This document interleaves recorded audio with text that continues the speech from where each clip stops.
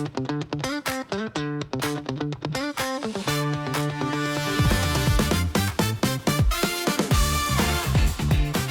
kaya cepat itu saya percaya kalau Anda milih bidang yang bisa membuat Anda Kaya kaya cepat. lebih cepat. Oke. Tetapi banyak orang karena kepingin kaya cepat, maka dia melupakan unsur kehati-hatiannya. Nah, Jadi, ini hati-hati. Kan memang ada dua aliran. Satu aliran namanya seluruhnya hartanya ditaruh, bahkan utang. Bagi saya itu spekulasi. Spekulasi itu punya duit banyak langsung taruh semua, ya spekulasi. Nah kalau spekulasi kan satu kali kena, apalagi leverage. Jadi aliran investasi tanda kutip gitu ya. Kalau Anda punya uang harusnya seperti apa? Itu yang nomor satu spekulasi.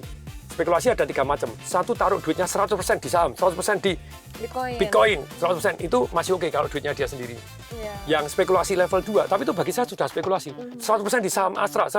Warren Buffett aja juga tidak 100%. Yang ngajarin Iya. Bitcoin itu juga tidak 100%, dia punya bisnis, punya begini. Kita all in, dia tidak all in, dia ngajarin all in gitu loh. Dia tidak ngajarin all in di, padahal dia jagoan di kripto gitu ya, kaya raya dari kripto, tapi tidak juga, dia tetap aset kalau sih punya usaha ini, punya Tetap gini, diversifikasi. belajar saham, belajar gini, invest di saham BCA, saham di yang lain-lain, oh, kan masih banyak aset alokasi. Padahal ngajarnya all in, ya padahal kan tidak all in juga dia. Nah, itu Nah, jadi harus kalau hati-hati. all in itu cenderung spekulasi bagi saya. Oke. Nah, terus kemudian all in spekulasi ada 3 tingkat. Satu, masih duitnya dia sendiri, oke. Yang kedua, leverage. Model leverage itu pakai margin. Dalam arti punya duit 100, belinya 3.300 kali lipat. Wah. Itu turun sedikit, naik sedikit, tambah kaya banget, turun sedikit, habis semua. Termasuk Habis yang sudah, baik. Bitcoin bunuh diri itu, yang kripto itu bunuh diri kan gara-gara itu. Karena over leverage. Nah, kemudian yang ketiga, spekulasi itu ada yang namanya double leverage. Utang pakai kartu kredit, rumah digadekan, mobil digadekan untuk masuk, terus kemudian pakai margin. Jadi duitnya 1.000 bisa main 3 juta, 3.000 kali ya turun sedikit ya habis semua gitu ya. Betul. Dan padahal utang, betul kalau naik sedikit jadi kaya raya.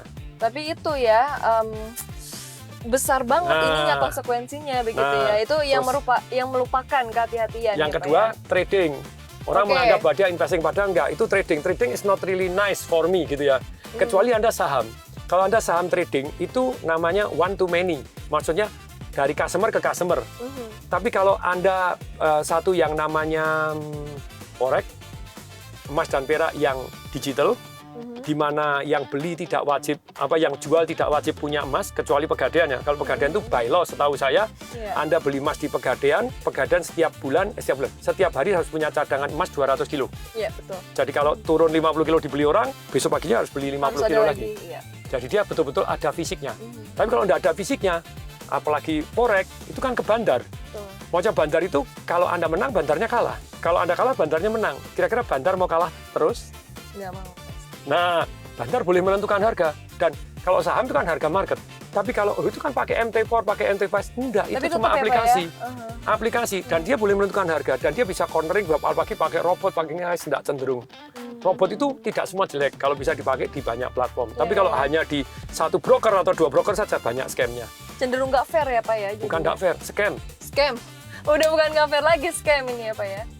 Pak Tung, Yes. ini kan kita seru banget ngobrol-ngobrol di dalam mobil Toyota Alphard gitu ya Pak ya. Apakah dengan memilih mobil, ini kita mirip-mirip nih Pak sama milih-milih investasi gitu?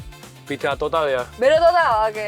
Jadi kalau milih investasi kan tentu saja yang dua, capital gain-nya sama cash flow-nya. Kalau milih mobil ya tentu saja tetap saya milih yang nyaman. Kalau nyaman kan ya oke gitu Mas. Oke. Dan servisnya bagus, ownernya bagus. Kalau Toyota kan memang kalau dicatat itu mobil saya terbanyak satu jenis sepanjang sejarah emang Alphard. Alphard, oke, karena nyaman Satu ya Pak jenis ya? tuh. Satu jenis tuh. Beli Sampai Alphard punya lagi, beli banyak. Alphard lagi, beli Alphard lagi, beli Alphard lagi. Oke.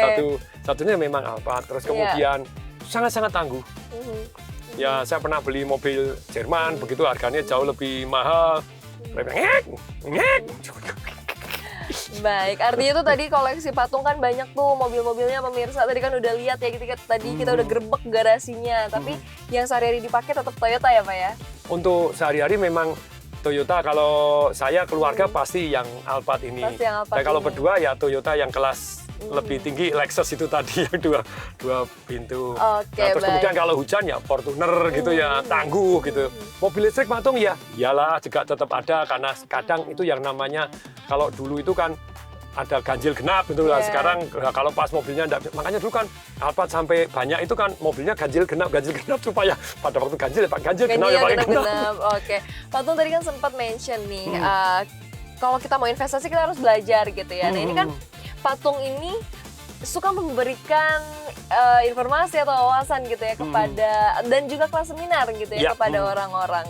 Namanya apa Pak? Financial Revolution. Financial Revolution, terus itu kalau seminar-seminar saya misalnya Property Rates Revolution 5 hari, Marketing Revolution 5 hari, terus kemudian Business Revolution 5 hari, Life Revolution 3 hari. Itu setahun cuma sekali doang. Oh, setahun sekali. Kalau Financial Revolution karena online saya ada beberapa kali.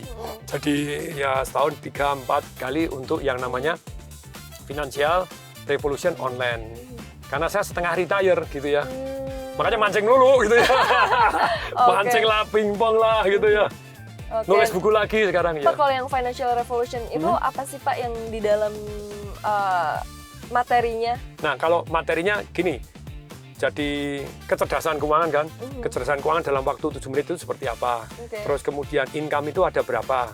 Terus kemudian pengeluaran itu ada berapa supaya kita cerdas secara keuangan. Terus kemudian investasi itu jenisnya macam apa aja.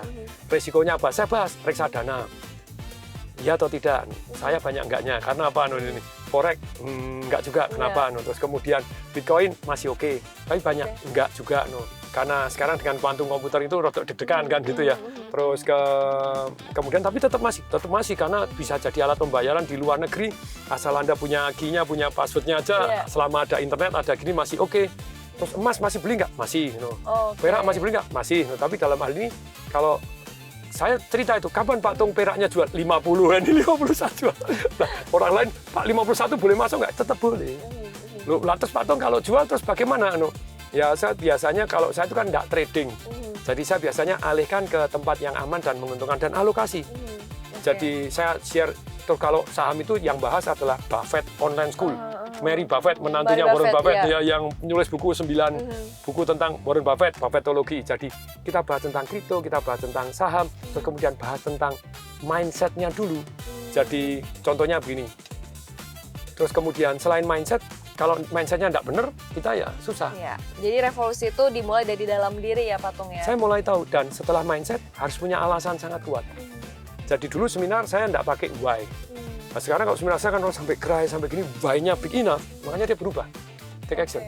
Kalau tadinya boros jadi tidak boros, tadinya tidak mau menyisihkan, sekarang menyisihkan. Tadinya tidak mau belajar sembarangan investasi, sekarang mulai mikir. Tadinya tidak mau kenalan sama orang, kita kenalan sama orang. Jadi kita ajarin yang namanya mindset-nya, cara berpikirnya, pola berpikirnya, keyakinannya, supaya kalau itu diajari bisnis tanpa modal. Tetap aja orang tidak mau. Oke, nah ini pemirsa CNBC yang mau belajar. Selama mindset-nya, iya. Yang mau belajar nih, di tahun ini atau tahun depan kapan Pak Tung? Tahun ini nanti Desember ya. Desember, masih Tanggal ada. berapa Pak Diki?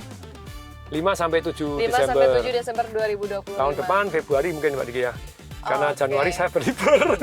Oke, baik. Desember, Pak, Januari libur ya. seru sekali bincang-bincang hari ini. Mungkin terakhir Pak, Ya. sebelum kita closing di 2026 pandangan Bapak seperti apa, singkat saja Pak? Jadi 2026 itu tetap sedikit banyak dunia akan ada gangguan-gangguan, begitu ya. Ketidakstabilannya masih ada Ya, ya Pak ya? perang tarif ini kan masih ada efek Betul. berkepanjangan.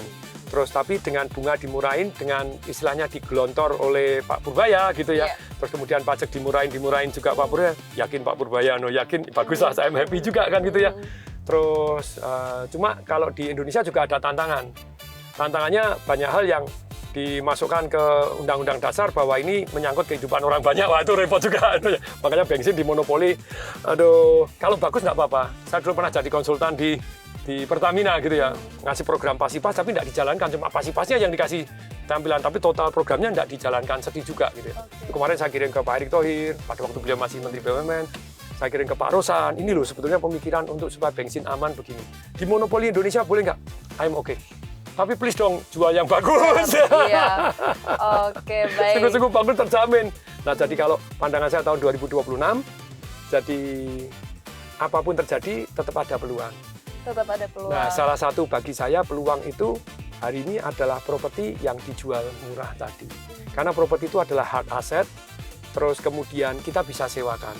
Emas Anda tidak bisa sewakan, saham tidak bisa disewakan, Bitcoin tidak bisa disewakan. Betul, kalau orang yang levelnya lebih tinggi, sophisticated, bisa di-optionkan, bisa dibeginikan, yes. Iya. Tapi untuk rata-rata nggak bisa. Kalau rumah kan bisa. Nah, tapi harus belajar ilmu menyewakan. Iya. Nah, kalau nggak punya ilmu menyewakan kan repot. Nanti kita sendiri ternyata yang wah ternyata kita rugi gitu Nah, ya. terus harus belajar. apalagi apartemen, ada sinking fund-nya, ada biaya begininya setiap bulan. Nah, karena Anda nggak punya ilmunya.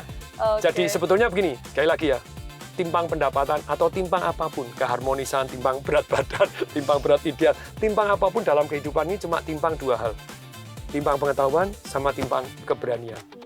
Jadi saran saya terus belajar, meningkatkan diri dan meningkatkan manfaat diri, belajar ilmu-ilmu yang penting di dalam kehidupan. Bukan hanya satu doang, tapi belajar ilmu-ilmu yang penting.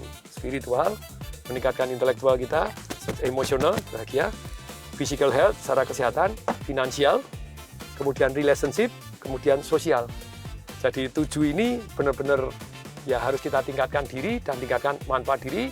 Semoga 2026, 27 ya terus Indonesia baik. Bagi saya Indonesia itu tempat yang sangat aman. Iya. Coba Iran lagi ditembak sama Israel, Israel tembak sama Iran. Loh, harga di Bali meledak loh, naik loh. Orang pindah ke Kabur Bali ya, Pak, loh. ya? Bali itu Oke. Indonesia, Bali termasuk Iya. nomor 2 paling aman. Oke, baik. Nomor satunya New Zealand. Oke, baik. Terima kasih banyak Yes. Pak Tung Dasomaringin atas bincang-bincangnya. Luar biasa sekali Pak, telah berbagi insight, telah berbagi informasi bersama dengan saya, bersama dengan pemirsa CNBC Indonesia di rumah. Sehat dan sukses selalu untuk Anda. Dan untuk pemirsa, jangan lupa untuk terus belajar dan tadi 7 poinnya. Oke Pak, terima kasih banyak Pak Tung, CNBC Indonesia, Beyond Business. Iya Pak, kita Yes, terima keluar, kasih. kita ya. lihat ikannya. Oke. Lihat ikan mancing lagi ya.